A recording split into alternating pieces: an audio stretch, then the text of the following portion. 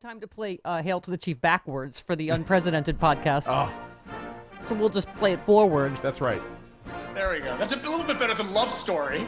I know. It's like, All right. We'll play this backwards for the Unpresidented Yes. Podcast hosted by John Aravosis and Cliff Schecter on the fantastic Sexy Liberal Podcast Network. Hooray! Hello, boys. Hello, boys.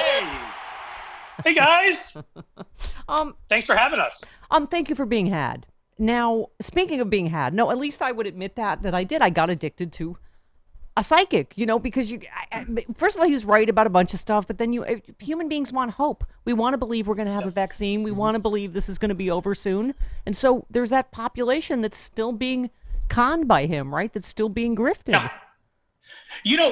Can I jump in, Cliff, really quick on this? Because Sure. I had written a piece for my blog, America Blog, a couple of weeks ago, talking to a top, vaccine scientist who I can't tell you about, but you all know his vaccine. We'll put it that way. Okay. And he said minimum of 3 years. He walked through Ebola. He walked through all the other processes and said, from his opinion, as a top person who's made a top vaccine, 3 years minimum. The other thing was CNN pointed out that when Trump was talking about having hundreds of millions of vaccines by the end of the year, what they're talking about doing is guessing halfway through that this vaccine might work, and then they start ramping up the production so that if it's proven safe and if it's proven effective, they'll have 100 million ready. But having 100 million vaccines by the end of the year does not mean we will have approved the use of the vaccines until much later. Right. Yeah. So again, I he's slightly- playing games. And I John, slightly disagree.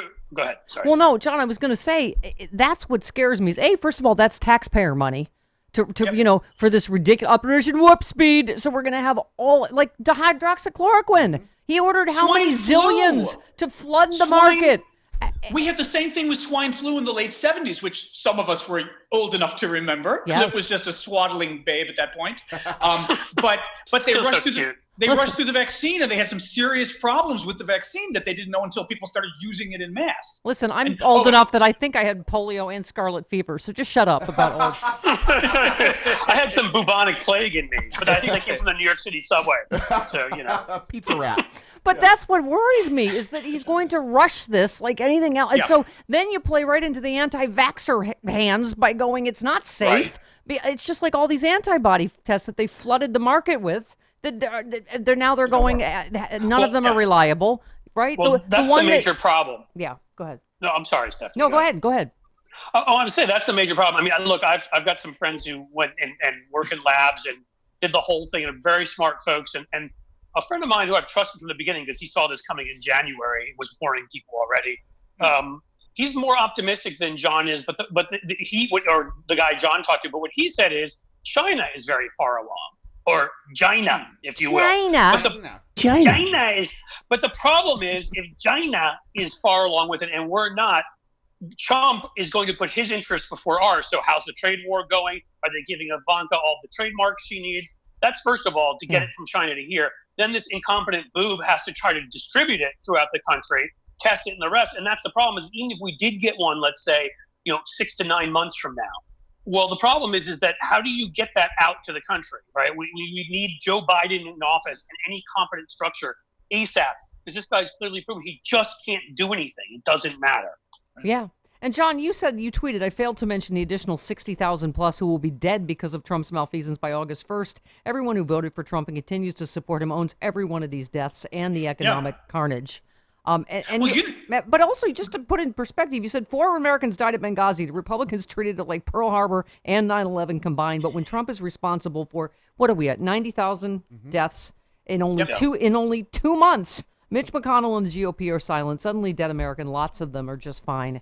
Yeah, go ahead. I mean, no, what really, that's bad enough, but Center for American Progress put out a video, I think yesterday, that I was watching this morning. Stacey Abrams moderated it. Very good. Just walking you through in about 2 minutes of how the crisis came to be. Apparently, had we started social distancing 2 weeks earlier, we would have saved 80,000 of those 90,000 deaths we've had already. Oh, yeah. But I didn't even know that fact until right now. Every week made a huge difference there. And the thing is, I don't want to, just what we talked about on our podcast, which I'll again say unprecedented for everybody. Thank you very much. Sexy Liberal Podcast Network. Okay, sorry. That's right. We're part of the Sexy Liberal Podcast Network. It makes us more sexy. Absolutely. Yeah. And if it, we talk about what would have happened if we'd started, earlier, but we would have started later if it weren't for the NBA. I mean, we forget that, and a lot of people should be giving them a lot of credit, because when the NCAA and these other sports leagues and other concerts were like, yeah, let's go, but no, we don't need, we're fine, let's keep going. The fact that they, after a few guys tested positive, canceled the season, everybody started after that, and if it had been left to Trump, it wouldn't have happened for another week or two. We might be now looking at already 200,000 people dead in that case. Yeah. So, I mean, he doesn't even deserve Trump. He doesn't even deserve credit for where we are. And I mean, it's also we're in this where Trump, Republicans, Fox News, I mean, the right way, they're actively killing people. John, you tweeted about something I heard from someone far right that I know. But you said the far right pro-Trump blogs are now claiming face masks are dangerous. We just, Rude Pundit's friend on Facebook said, people are dying from wearing masks. From CO2 poisoning. Is that the argument? That's one of the arguments, yeah. Oh, my God. Yeah. I mean, plants are killing us. They produce CO2. Silicon life. We are on Earth too. This is someone I'm very close to that wrote and said, I hear everyone's getting arrested in LA if you go outside. I'm like, what? No. Huh? No. What? The thing is, Stephanie, the thing that I can't figure out, and I'm really quite serious about this, it seems like they want to kill themselves. Yeah. I keep saying on Twitter that the Republicans trying to kill their base, don't use masks, don't use the vaccine, go out and kiss each other in public. I don't know, whatever they're proposing. Yeah. It's like the last thing that was on my 2020 election bingo card was that the Republicans would try to kill themselves and the liberals would be there going, no, please stop trying to kill yourself. I think Trump is doing a Hail Mary. He wants to reopen the election, he's going to do that too. Reopen the economy, hope to God the economy comes back, and maybe the virus doesn't come until November 10th. Right. Well, and we just played Eric, the smart one, Trump, saying that this is just a liberal plot to keep Trump from having rallies. And you're right. If you're cynical, you're like, go ahead, have your rallies. I mean, I hate to say it, but, right. Knock yourselves out. I think it's a liberal plot for us to not have to see his gums as well. But that's just me. He's all cool. I'm obnoxious. I'm sorry. So speaking of the election, you, Cliff, tweeted about, thank God, Justin Amash has decided not to run. Right. I mean, we're getting some breaks. This one, Republicans polled 20 different lines of attack for Trump to use against Biden, and none of them worked.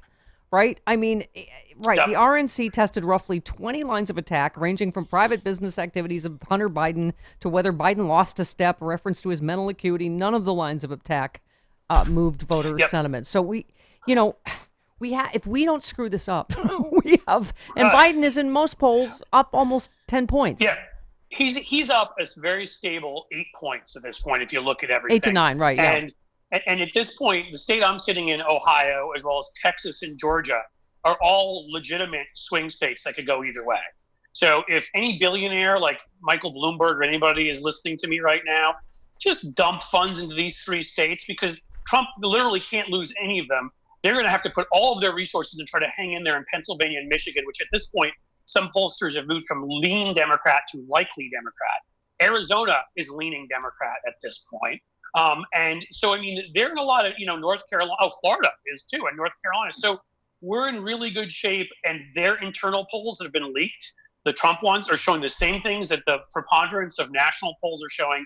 Again, no one should get overconfident. Everybody should do every damn thing they can.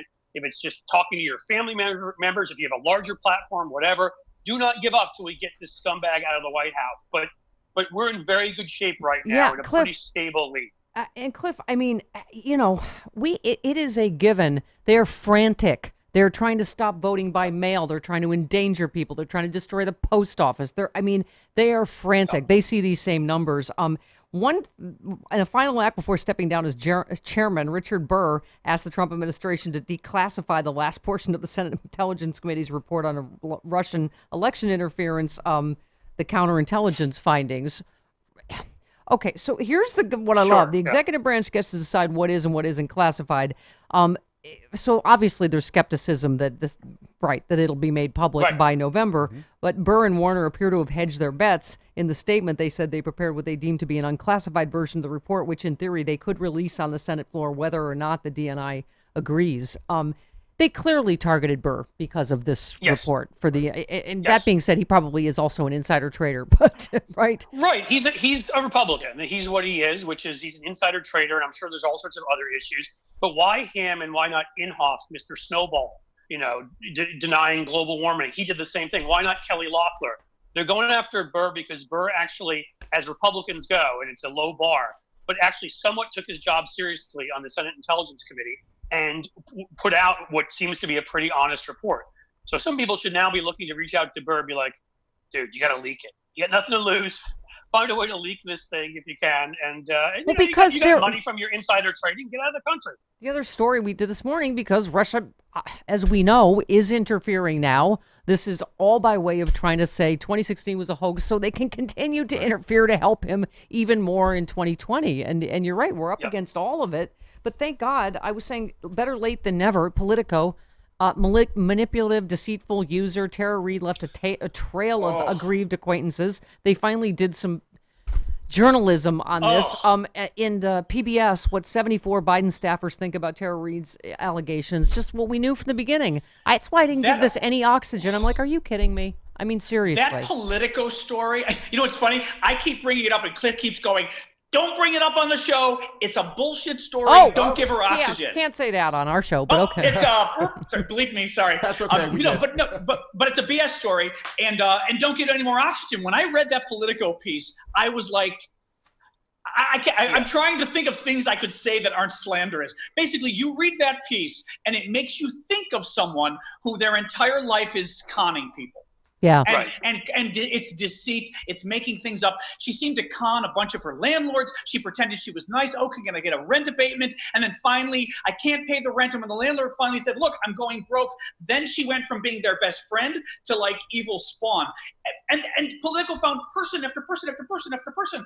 Guys, we've said this before about Me Too, but I've said it before on gay civil rights that I've worked on. Not every person alleging to be a victim is a victim. Right. Sometimes people lie. Right. And that hurts the movements more than anything, John, right? Oh, God, yes. Yeah, and it's weaponized against all sorts of people. I mean, again, I'm on the board of the Innocence Project here in Ohio.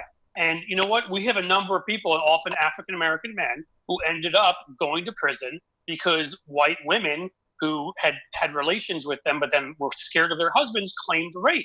I mean, again, it doesn't mean Me Too means when you look at women who are making these kinds of complaints, always err in their favor in terms of taking it seriously and saying most women would, of course, never do this. Yeah. But we have a legal system for a reason. Human beings, and that includes women, sometimes lie about stuff for various reasons. And to just take anything at face value is injustice. Yeah, and if you know something amplified by Russian bots, and it takes the one thing that how many allegations does Trump have? It's to inoculate Trump, to do the both sides do it, and see, they're all something that you haven't heard in 70 years about Joe Biden, right? That you go, and whatever you think of Joe Biden, you're like, give me a break. I will say this, though. They're very good at throwing at our side their own worst characteristics. Thank you. Right? So it's Karl Rove. Eric Trump, they muddy the waters, yeah. Well, but Cliff, Eric Trump this morning started tweeting about the pedophilia crap about Biden again. I know. And you're like going, dude, your own father talked about a 10-year-old girl and a 14-year-old girl and said, I'll be dating you soon.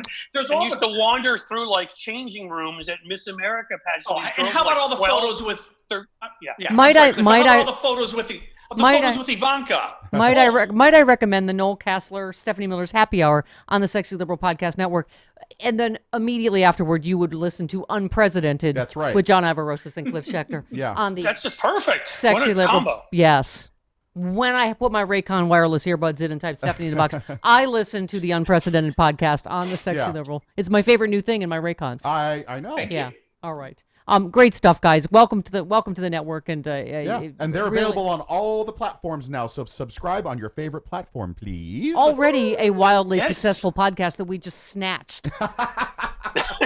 Hey, damn you! I think you've been You've been quite helpful, and you guys are awesome. And thank you for letting us be a part of it. It's fun. Before you sign off, I even had a high school friend come and text me on Facebook and go, "Oh my God, I heard you with Stephanie Miller." Oh, so like, yay. your reach is scary. Oh, you're huge among John's high school friends. Martha Caston, hi Martha. Oh, I have tentacles you don't even know into John's high school. Bye, guys. Ooh. All right, bye, guys. Take care. All right.